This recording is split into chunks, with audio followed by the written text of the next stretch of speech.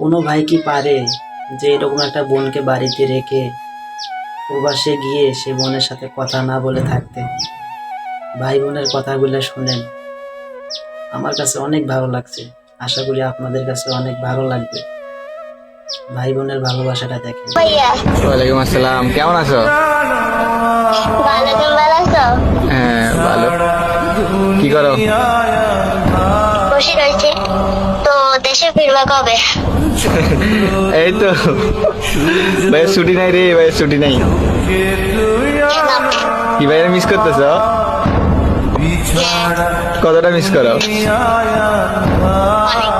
অনেক। কি বাড়িতে আসা লাগবে ছুটিতে? হ্যাঁ। ছুটিতে গেলে কি হইব? ভিডিও বানাবো। আমার রে আল্লাহ।